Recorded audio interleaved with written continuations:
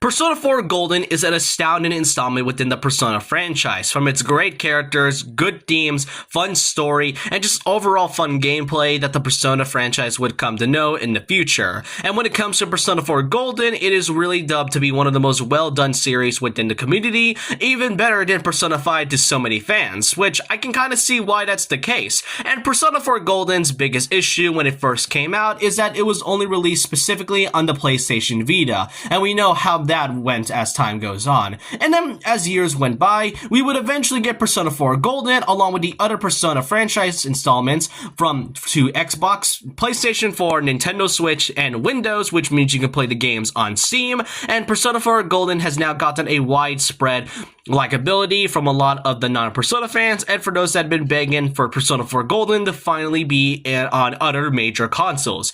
And when it comes to its big popularity, there is one certain character that randomly got a sense and a surge of huge popularity. Well, he was already big back when he was first shown and revealed, but he became way more after the release of the Persona series on other consoles. That, my friends, being Tohru Adachi.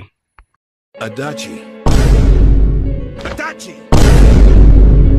Adachi! Tohru Adachi is one of the main antagonists to Persona 4 Golden, and when it comes to Adachi himself, he is definitely an interesting character when it comes to talking about Persona, or 4 specifically. Yes, this is probably like the 10th or 11th video we see about people talking about Adachi all the time, but I kind of want to join in because, well, Adachi just randomly became one of my favorite characters within the series, and I feel like there's a lot to say about this, even though after 10 years, despite a lot of time going by, Adachi is consistently named one of the most best antagonists in any type of media, and specifically in the Persona series. Many would say that he's way better than Akechi of all characters, and that's something, because what makes him so good to begin with? What makes him that great that even after a decade, he's still being talked about to this very day? Which in this video, I want to be going through basically a lot of things regarding about Tohru Adachi, from what makes him good as a character, and all things around, from the good, the bad, the ugly, and of course, the funny.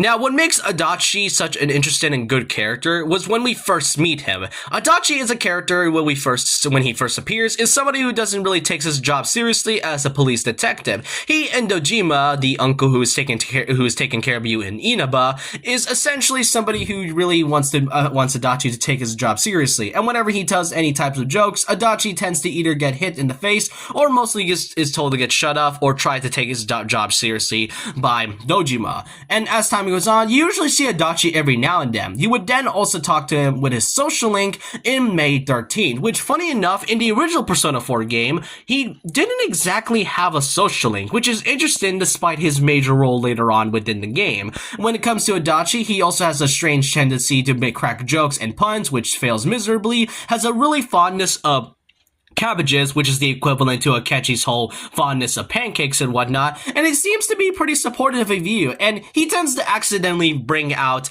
information to you and the party, which, I mean, you can kind of tell that he really doesn't take his job seriously. And what I find interesting is also his social link. When you really get to talk about him, he tends to talk about society itself, and how usually when he was sent to the boonies, despite basically his grades and his time at school being such an upstanding student, but was mostly sent to the undergrounds because of just one simple mistake. And, that kind of seems to be something relatable in some cases. And then when it comes to Adachi, when you really confront him on December and assume to be that he is the killer, because, I mean, after all, Persona 4 Golden is already the game dubbed as the happiest M-rated game about serial murderers, but yeah, who cares? When you go and see Adachi, that's kind of where things turns around. You see him as a jovial character, but then when you actually confronted him as the killer, his facade basically goes away, and he's shown to be a conniving psychopath edgelord who's shown to be somebody who just doesn't give a crap about life. In Persona 4 Golden, the anime, which yes, the adaptation has a lot of problems, we do get to see a little bit of his backstory of how he was an upstanding student and how he really doesn't tend to talk with other people and would mostly take advantage of studying in order to become something pretty huge. His parents, as we know, wanted his grades to be really great, and when he made that one mistake, he was then sent to Inaba, to the boonies and whatnot, and was shown to be a simple police detective who just doesn't really care about his job whatsoever. But then, when we get to see him revealed as the killer, that's kind of where things get really interesting. After all, I mean, his whole goal, unlike Akechi, where he wants to kill his father after what he did to his mother, the thing about Adachi is that his goal is that he was just bored of life. He didn't like his life, he was really bored of it, and wants some excitement out of it, and then after he gaining his own persona, that's kind of where things get really, really wild for Adachi, where he pretty much starts the murders of Inaba, causing a whole chain of events to happen, which he watches from afar. Now, the goal itself, it is really selfish. It is something that an edgy character would even have at all.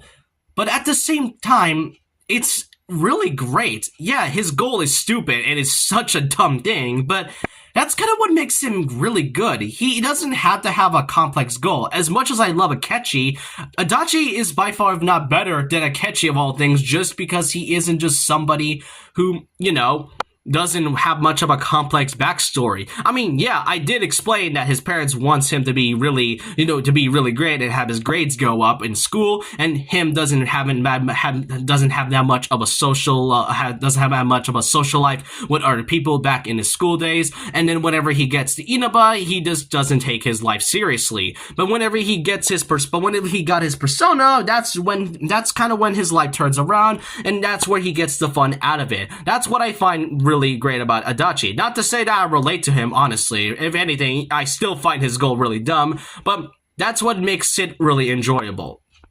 When it comes to the partnership between both Dojima and Adachi, they both seem to have a bit of a strange partnership. After all, I did mention that Dojima tends to abuse Adachi every now and then, but at the same time, as time goes on, despite basically what he did to Adachi, the thing about Dojima is that he truly cares about him as a partner. In January, in this specific dialogue, he did stated that he did talk to Adachi, but he refuses to see him, and that he's pretty much forgotten how tenacious he was, and, pretty much being a battle of will, which kind of goes to show that he really does see him as a partner despite everything that he's done to him. And heck, in Persona 4 Arena Ultimax, in the DLC episode that features Adachi, Dojima still sees Adachi even after everything that has happened, from how he was revealed to be the killer in this game, from basically all the things that he's done. Dojima still gets to see him, and Adachi, while he doesn't really show it as much, he kind of has a sense of care about Dojima, that he really does care for him as a character and as a partner.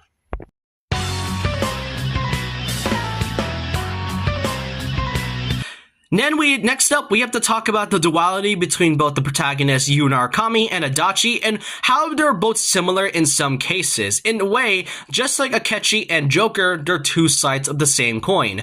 Narukami and Adachi's whole similarities is what makes their social link even interesting. Narukami and Adachi both come from the city, which would then eventually move to Inaba, where they would eventually first meet Izanami, who is the true main antagonist of the game, and would eventually give both of you, along with Namatame, another major character in Persona 4 Golden, their own personas and powers within that are able to get through the Midnight Channel, which would eventually give both birth to Izanagi, Narukami's persona, and Magatsu Izanagi, Adachi's persona.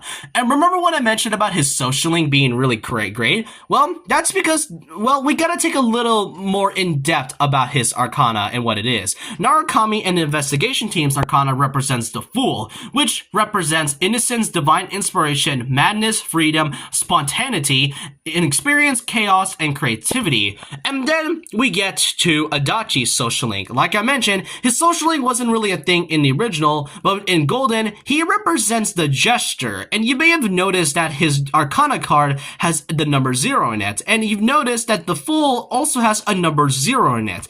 The jester symbolizes much of what the fool symbolizes: ignorance, spontaneity, and freedom, but in a suppressed form. And when Adachi was eventually revealed to be the killer, the gesture arcana was then changed to the hunger, which represents strength, but strength would comes through dominance, meaning that after Adachi was given his persona Magatsu Izanagi, he basically abused his power, given the fact that, like I mentioned, he was bored of his life and wants fun out of it. So in a way, the hunger arcana is sort of similar to the fool, but it takes into a more extreme measure and takes advantage of the power rather than trying to have its own truth and freedom. As I also mentioned, both Narukami and Adachi also have very similar personas, with Adachi having Magatsu Izanagi and Narukami having Izanagi itself. When we look at the original form of Izanagi, Izanagi represents one of the ancient gods who existed before Japan was formed, and he created the Aoyashima from chaos, then gave birth to countless children and laid the foundation of soil and nature. And meanwhile, while he kind of was a way to just, tried to stray away from chaos, Magatsu Izanagi, which Magatsu means calamity, Magatsu Izanagi found the land and brought order and wants to lead the world back into chaos, which kind of goes to show a lot of Adachi's goal, where his entire goal was to bring in the Midnight Channel and the real world and form people into shadows just to make things interesting. And when you went to go to his boss fight, that's kind of what makes the whole part about Adachi's goal really great as entirely. I mean, yeah, he's somebody who is bored of life, but he also wants society as well to sort of feel the way that he feels, kind of the same in some cases. Also in Persona 4 Golden, the anime, there was also a specific theme song that I am ashamed that it wasn't in the actual Golden game, being the song Yin and Yang. This song, if you listen to the lyrics closely, it generally goes to show how much Adachi and Narukami both have similarities and what they mostly have in common as characters, given that they both have similar personas, have sort of similar backstories, and the song really goes to show and personifies the duality between him and Adachi as a whole. You say the dumbest shit.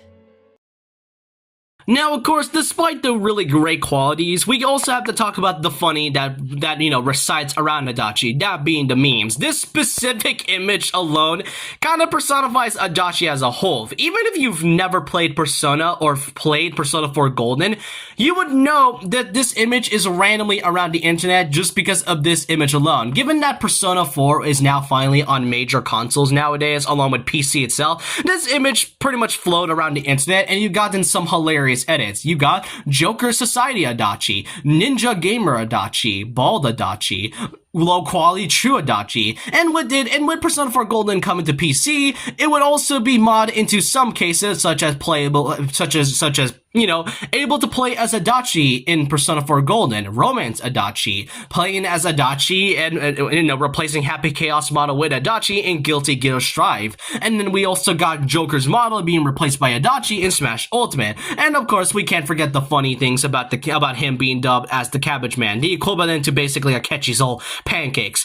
If anything, while I really like Adachi as a character, I do find him an unintentionally funny character. Like, you aren't supposed to take him seriously, but given the memes surround him, he's somebody you are meant to take seriously, but at the same time are not at the same time. After all, you know what he says.